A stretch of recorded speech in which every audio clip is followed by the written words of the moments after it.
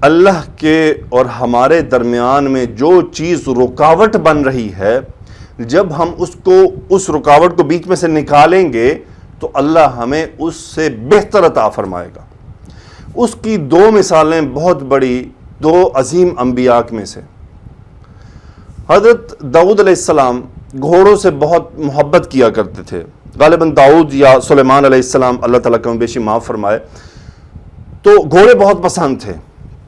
گھوڑے اس حد تک پسند تھے کہ ان کے یعنی جیسے ہمیں بعض دفعہ چیزوں سے بہت زیادہ لگاؤ ہو جاتا ہے، گھوڑے ان کو تیز رفتاری کی وجہ سے بہت پسند تھے۔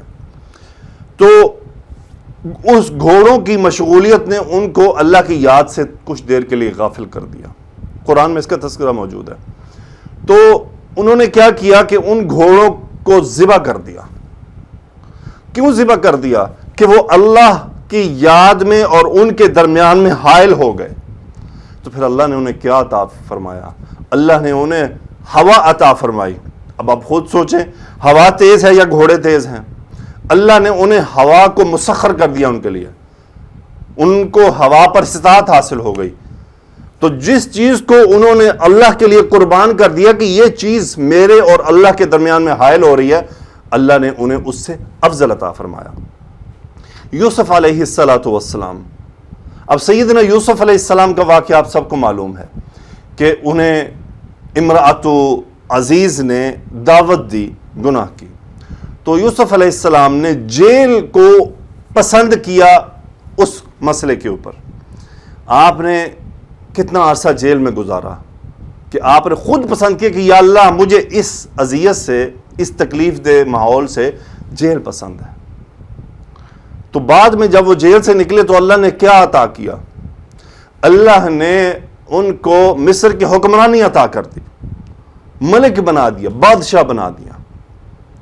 میرے بھائیو، یہ تو دو بہت بڑی مثالیں ہیں۔ پھر اس سب سے بڑی مثالیں اور دیکھ لیں، صحابہ کرام مکہ مکرمہ سے مدینہ منورہ ہجرت کر کے تشریف لے گئے، اپنا جان مال سب کچھ چھوڑ دیا، اپنے رشتے چھوڑ دیے، اپنے مال مویشی چھوڑ دیے، سب کچھ پیچھے چھوڑ دیا کہ اللہ اور ان کے بیچ میں معاملات حائل ہو رہے تھے۔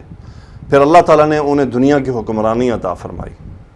آج بھی ہم اپنی زندگی میں دیکھیں، جو چیز ہمیں اللہ اور ہمارے درمیان جو رکاوٹ پیدا کر رہی ہے، اسے قربان کرنا ہوگا، اس سے چھٹکارا حاصل کرنا ہوگا، اور یہ یقین رکھیں کہ اللہ اس کا جو بدلہ ہے وہ بہت عظیم عطا فرمائے گا، اس سے زیادہ بہتر چیز آپ کو عطا کرے گا۔ جو چیز آپ کے اور رب کے بیچ میں حائل ہو جائے اسے چھوڑ دیں، اسے اللہ کی راہ میں قربان کر دیں، اللہ ضرور آپ کو اس سے زیادہ بہتر عطا فرمائے گا۔ وآخر دعوانا ان الحمد للہ رب العالمین، الصلاۃ والسلام علی رسولہ الکریم، سبحانک اللہم وبحمدک، اشہد ان لا الہ الا انت، استغفرک واتوب الیک۔ اللہم صلی علی سیدنا و مولانا محمد وعلی آلہ واصحابہ وبارک وسلم تسلیما کثیرا، آمین یا رب العالمین۔